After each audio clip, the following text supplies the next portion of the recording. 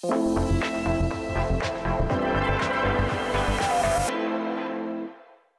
à toutes et à tous, bienvenue dans l'École du Futur. Ravi de vous retrouver. On démarre avec le programme.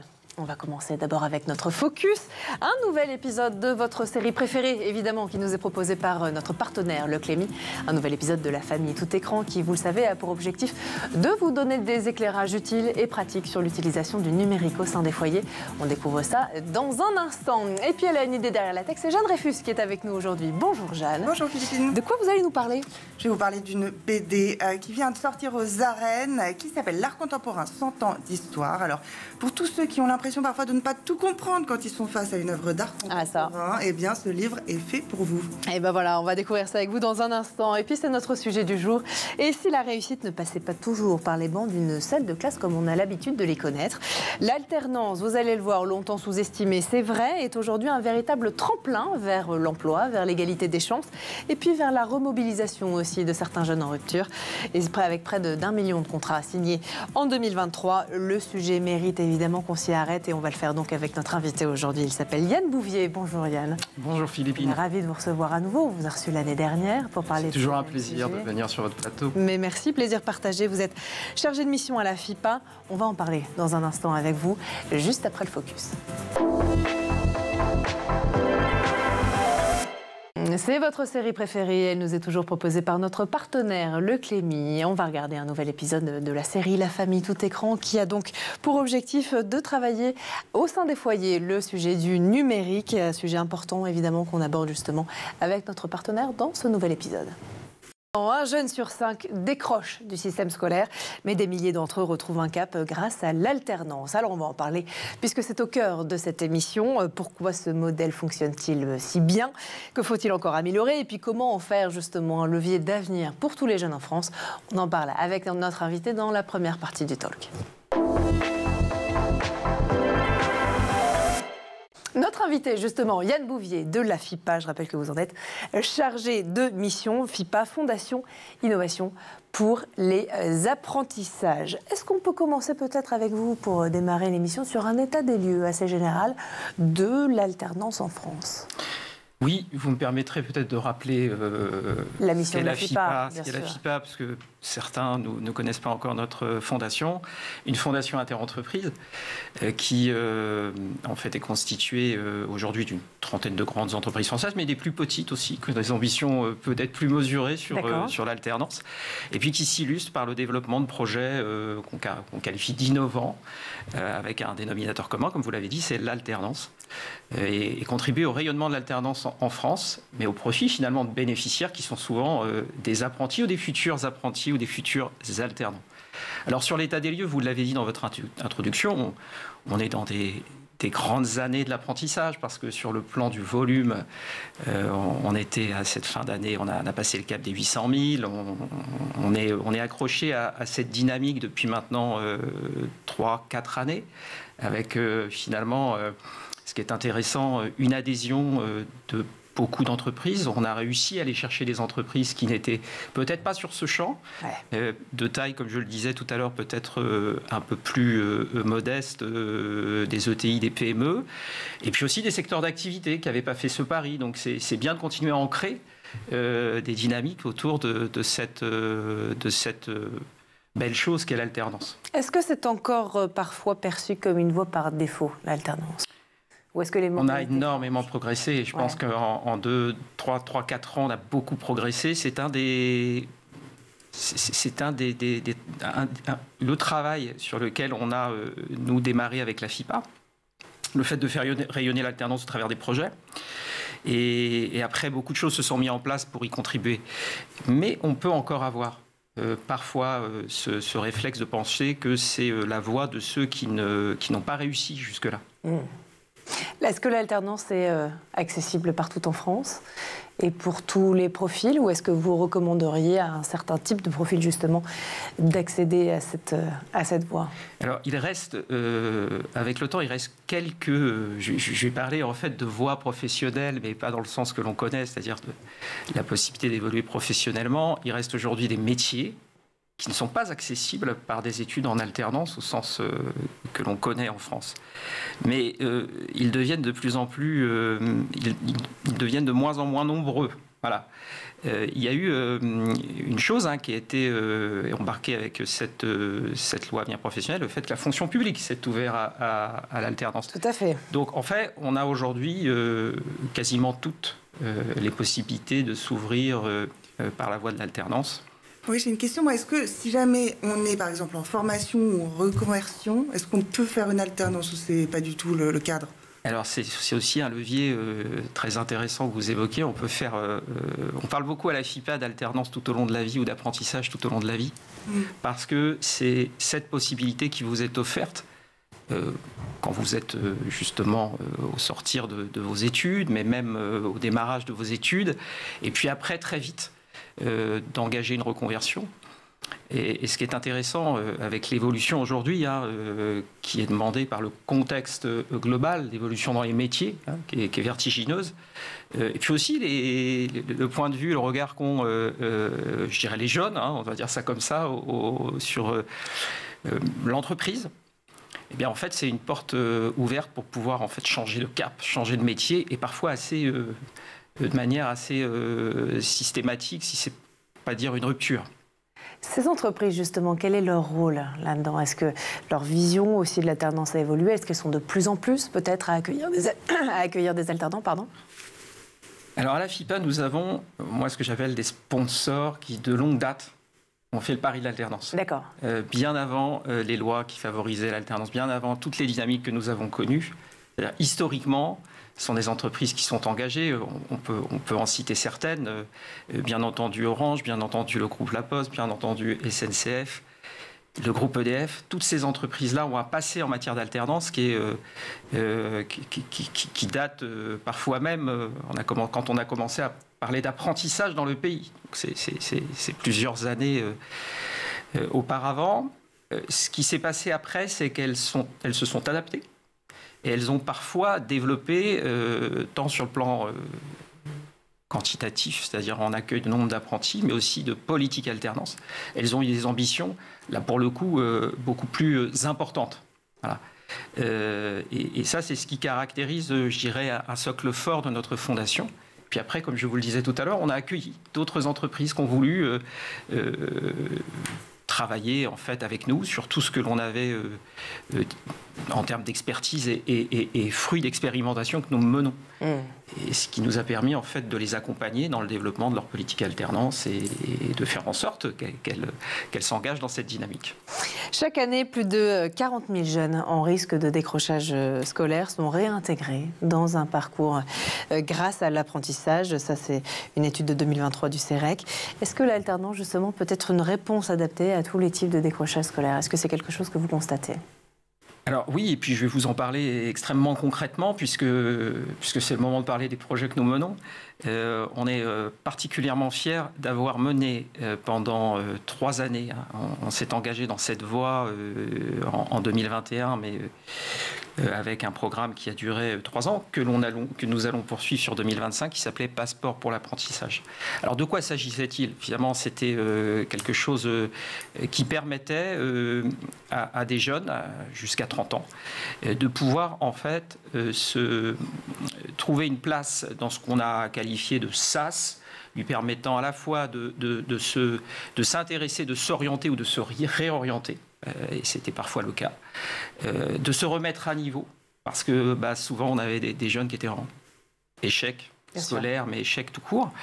Et puis aussi, c'était une manière en fait pour les entreprises d'avoir un peu plus de temps pour les préparer à entrer en apprentissage. Voilà. Alors ce qu'on a fait pendant 3 ans, en tout cas sur le 2022-2023, avec, je dois le rappeler, le concours du ministère du Travail qui finançait pour une grande partie cette opération. Et c'est la seule sur laquelle d'ailleurs dans notre fondation nous avions été subventionnés.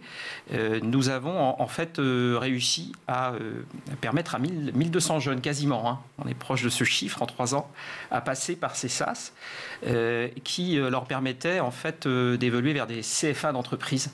Tout à fait. Puisque c'était finalement avec ces structures que nous travaillons, avec des taux de sortie positive de 70%. La dernière année, on était vraiment, on a confirmé ce chiffre, puisqu'on doit un reporting là-dessus en plus. Hein, tout est assez documenté.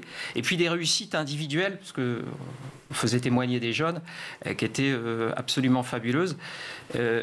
Pour terminer sur votre propos, on avait là-dedans quasiment que des jeunes en décrochage.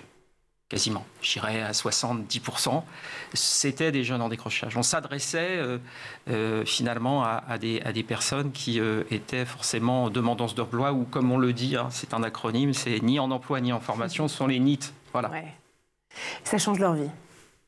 Alors certains ont eu des changements radicaux. On a pu faire témoigner des jeunes qui finalement ont passé le cap du SAS, ont passé le cap de l'apprentissage, ont eu leur CDI. C'est tout le bonheur qu'on leur souhaitait. Mais voire même ont eu des gaps après d'évolution dans l'emploi. Et ça en 2-3 ans. C'est-à-dire des évolutions. On a fait témoigner un jeune qui finalement a réussi après avoir passé, il est entré avec un baccalauréat, à avoir un job de manager en 2-3 ans. Donc c'est des vraies évolutions professionnelles. Ce sont des évolutions qui sont assez conséquentes et assez en si peu de temps. Alors c'est un investissement, je pense, de sa part aussi. Ça, il faut l'avoir en tête. Mais ce sont des évolutions qui changent la vie, comme vous dites. Justement, de ces changements de vie, on va continuer à en parler. On va parler bien sûr de l'obtention de leur diplôme et puis de ce qui se passe après, justement, dans le cadre de l'apprentissage et de son succès. On va en parler avec vous dans un instant. D'abord, on fait un petit tour du côté de la planète tech. Images et vidéos, c'est le Zap et c'est l'œil de Jean Martineau. Spend some time away, getting ready for the day you're born again.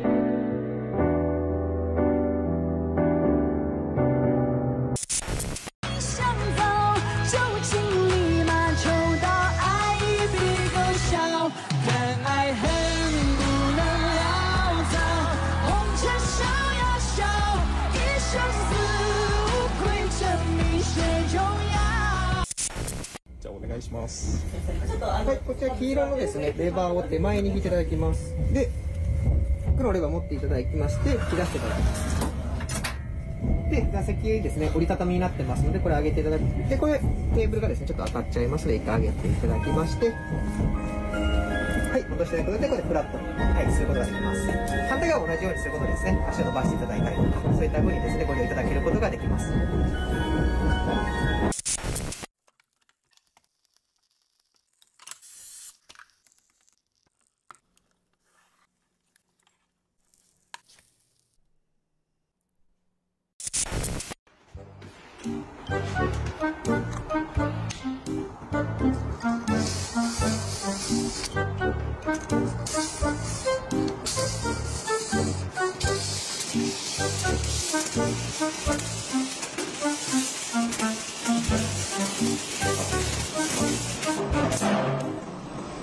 Excuse me, what the fuck?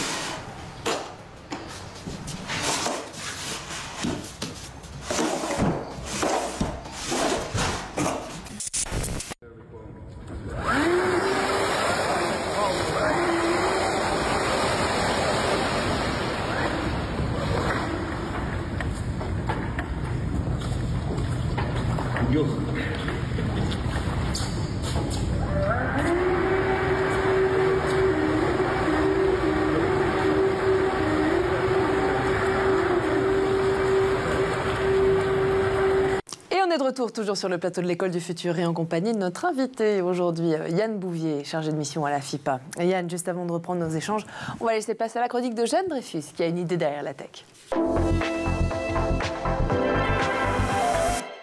Jeanne, vous allez nous parler aujourd'hui d'une BD qui mettra fin, on l'espère, en tout cas au questionnement qu'on ressent souvent face à l'art contemporain. Qui n'a jamais été perplexe devant une banane scotchée au mur et adjugée aux enchères 6 millions de dollars, un requin pris dans le formol ou encore l'urinoir fameux de Marcel Duchamp, rassurez-vous, est paru en avril aux éditions des Arènes, la BD Art contemporain 100 ans d'histoire, qui entend apporter des éléments de réponse à toutes ces questions par le prisme de l'explosion, celui de l'art traditionnel, à même de la couverture qu'on voyait ici, provoqué par les grandes figures de l'art contemporain.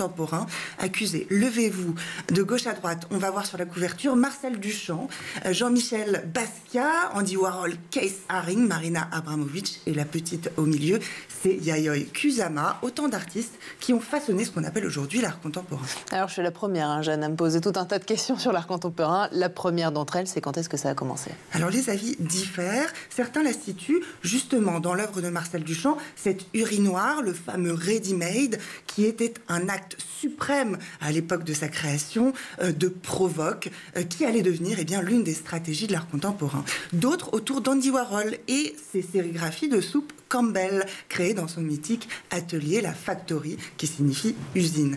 Mais la BD, elle, insiste sur la rencontre même de ces deux artistes. Ça se passe en 1963, on est à Pasadena. Marcel Duchamp a 76 ans, Andy Warhol a 35 ans. Et en fait, Warhol s'amuse. Il dit à Duchamp, j'adore l'idée que vous trouviez votre art dans les quincailleries. Moi, je vais la chercher au supermarché. Et Duchamp de répondre, si vous dites que c'est de l'art, c'en est. Car est-ce que ce n'a pas toujours été l'institution qui a fait le tri entre les peintraillons du dimanche et ce qu'on appelle les vrais artistes? Donc ça veut dire que l'art contemporain s'intéresse plus quelque part au contexte de l'art, plus qu'à ce qu'il représenterait? Au cadre, Philippine, au cadre qu'il faut faire exploser en mettant, par exemple, l'art dans la rue. Ça a été le cas de Keith Haring. Et là aussi, Warhol, encore, n'est jamais très loin. Il fréquente donc la Gen Z de l'époque. Keith Haring, on le citait. Lui faisait des figures de graffiti qu'il mettait partout dans l'espace public. Il épousait aussi la dimension commerciale de l'art, initiée par Papa Andy, en créant sa propre boutique dans l'East Village, non encore gentrifié à l'époque. Jean-Michel Basquiat est aussi dans les parages. Lui, c'est une célébrité de son vivant, en couple avec Madonna, s'il vous plaît, connue pour son style incisif. Tous sont au cœur de cette transformation, en tout cas de la figure de l'artiste, qui de maudit au XIXe siècle devient célèbre, reconnu par le marché ou par les médias. C'est vrai qu'on associe souvent, je crois en tout cas, l'art contemporain à la folie justement du marché de l'art. Comment on en est arrivé là?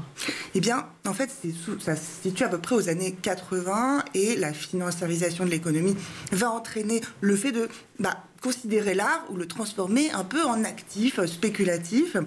Et évidemment, on arrive aux records qui font le chou gras de la presse. 105 millions de dollars, par exemple, pour les accidents de voitures de Warhol. C'est témoin de la violence que l'omniprésence dans les médias va finir un peu par déréaliser. Ici, ça s'intègre dans ce côté délavé. On voyait à droite la grosse citrouille de Yayoi Kusama qui avait été adjugée pour 6 millions. Cette artiste née au Japon s'était mise, après les attaques nucléaires, à dessiner des citrouilles puis des points qui peu à peu envahirent son environnement comme une protection, aussi comme un réenchantement du monde. Et cette folie du marché, les artistes s'en amusent infiniment. En témoigne notamment la banane dont on a parlé en début de chronique, cette banane signée par l'artiste italien Maurizio Cattelan, sorte de ready-made poussé à l'absurde, adjugé pour la banane. Combien, Philippine? 6 millions, c'est ça. 6 millions de dollars. Et mangé juste après par le collectionneur. Mais en fait, ce que vend l'artiste Maurizio Cattelan, ce n'est pas tant la banane qu'un protocole qui consiste à autoriser parce que sinon elle pourrit la banane. Oui, c'est me doute. Oui. Bref, œuvre d'art vouée à ridiculiser un petit peu ses acheteurs, mais qui ont l'air d'aimer ça qu'on les moleste. L'art contemporain, c'est aussi l'histoire de ses contradictions. Le livre est dispo donc en librairie, et donc si vous voulez vous sentir un peu moins bête quand vous poussez la porte d'un musée d'art contemporain, eh bien n'hésitez pas à le consulter en librairie ou à l'acheter. On va faire ça. Puis devenons riches, collons des bananes sur des murs avec du scotch. Tout à fait. Ou collons une banane à 90 centimes, et voilà. Et c'est très bien aussi. Voilà. Merci beaucoup, Antoujane. On lance tout de suite la deuxième partie du talk. On est toujours sur le plateau de l'École du Futur en compagnie de notre invité aujourd'hui, Yann Bouvier, chargé de mission à la FIPA. On a parlé juste avant la chronique de Jeanne, ensemble justement, de tout ce que fait la FIPA dans le cadre de ce domaine de l'apprentissage, apprentissage qui cartonne de plus en plus, effectivement. Vous vouliez nous parler, pendant la pause, vous me disiez, j'aimerais bien qu'on parle justement peut-être d'un peu plus de ce qu'on fait et de ce qui va se passer là dans les prochaines semaines et les prochains mois chez vous et pour les jeunes. Oui, on parlait de passeport pour l'apprentissage. Ce que je voulais simplement vous dire, c'est que nous poursuivons sur 2025 et vont être accessibles prochainement pour toutes celles et ceux qui le souhaitent, des nouveaux passeports pour l'apprentissage, qui sont quand même souvent prévus pour des jeunes. Il ne faut pas qu'ils soient scolarisés ni en emploi, donc des jeunes, comme on le disait, en décrochage. Je pense notamment à ce que propose le NJ au travers de son CF1 sur les nouveaux métiers du gaz. Donc là, il y a des vraies opportunités pour un apprentissage et un CDI derrière. On a aussi l'entreprise ITGA qui est un peu moins connue, mais qui propose des jobs dans le domaine des diagnostics, immobiliers ou autres. Et puis, je pourrais dire aussi Arpavi qui est sur les métiers du soin. Donc, mais on a encore beaucoup d'autres opportunités à saisir. Toutes les informations sur nos médias sociaux. Et ben voilà, il faut y aller. D'autant plus que 70% des apprentis trouvent un métier dans les 6 mois après l'obtention de leur diplôme, contre 50% pour les étudiants en formation classique. Ça, ce sont des chiffres du ministère du Travail qui datent de 2023. Comment on explique une telle différence et un tel succès ? Et tout simplement sur le fait de l'insertion professionnelle. Elle est, pour le coup, vous avez emmagasiné des expériences, vous avez un rapport assez clair, parfois même, avec plusieurs années d'expérience d'apprentissage et d'alternance. Donc, vous avez, on peut dire, les deux pieds dans l'entreprise. Donc ça, c'est le premier point. Toutefois, je voudrais vous dire une chose, vous êtes sur 70%. Et en fait, on a une statistique qui couvre tous les champs et tous les métiers. Quand vous allez dans certains domaines, vous savez qu'on est très attaché à promouvoir aussi les opportunités dans les métiers techniques au sein de la FIPA, parce qu'il y a vraiment des belles carrières à faire. Et là, on a des taux d'insertion qui sont, je dirais même 2 mois ou 1 mois après la fin d'une école d'ingénieur, qui sont staliniens, c'est-à-dire parfois même 80-90%. Et il n'y a pas besoin d'attendre 6 mois pour que tous les diplômés soient embauchés. Et parfois, ils ont plusieurs propositions. C'est plutôt sympa. C'est le côté intéressant de faire ses études en apprentissage et en alternance. Est-ce qu'on peut dire que l'alternance est un remède contre le chômage des jeunes ? Alors, ça l'est. Il y a des études qui ont été faites justement pour documenter les chiffres du chômage et surtout la baisse du chômage. Et on voyait que le rôle de l'apprentissage et l'alternance, qui avait été, la réforme ayant été engagée justement peu de temps après ces excellents chiffres, il y avait une relation de cause à effet qui était tout à fait directe et qui était un des leviers qui expliquait les excellents chiffres du chômage. Donc là-dessus, il n'y a pas d'ambiguïté. Mais ça pourrait être mieux. Ce qui pose problème aujourd'hui, on a eu l'occasion d'en discuter sur vos plateaux, c'est le fait qu'on n'oriente pas encore assez de jeunes sur les métiers qui recrutent. C'est ce que j'allais vous dire. Tout simplement, c'est-à-dire que ça, c'est un véritable problème. On a encore, comme vous le savez, une inadéquation entre des jeunes qui rentrent en alternance et qui vont aller peut-être sur des filières qui ont peu d'attractivité ou en tout cas peu d'emplois à proposer à la clé. Mais à côté de ça, on a peu et on a beaucoup de filières qui manquent de candidats à l'alternance. Donc c'est quoi la solution alors ? L'orientation le plus tôt possible. Alors, on a peut-être, je pense, à tort caricaturé les propos de la ministre de l'Éducation nationale, parce que finalement, le fait de très tôt se pencher sur le sujet de l'éducation, c'est une excellente chose. Le plus tôt possible est le mieux. Le plus tôt possible, faire un choix d'orientation. Pourquoi ne pas parler plus tôt de projet professionnel finalement? Pourquoi ne pas poser la question, j'allais dire, à un collégien de quel est ton projet professionnel?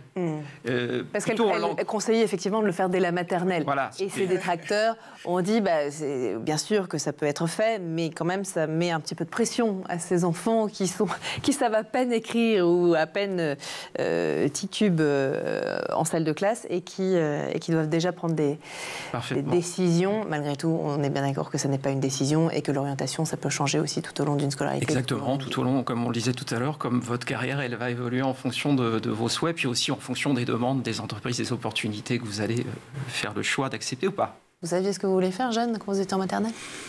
En maternelle, oui, je voulais devenir élève de CP. De CP. L'ambition. Ouais, j'ai une grande ambition. Petit baby steps. Baby steps. Mais c'est important. Bon, vous avez aussi un concours à la FIPA, 10 stages en 1 seconde. Oui. C'est peut-être une bonne transition avec mon propos précédent, parce que finalement, comment lutter contre le décrochage scolaire? Et parfois, c'est aussi, il vaut mieux prévenir que guérir. Donc, prévenir, c'est faire un choix d'une bonne orientation. Et dans ce que j'évoquais tout à l'heure, on a mis en place, et c'est la seconde année, donc cette année, on va proposer 2 fois plus d'opportunités de faire des stages dans plusieurs entreprises à la fois, puisque c'est le concept que nous avons développé. Pour les stagiaires de seconde, puisque c'est renouvelé cette année, en partenariat avec l'Éducation nationale et avec certains lycées d'ailleurs qui jouent le jeu cette année avec nous.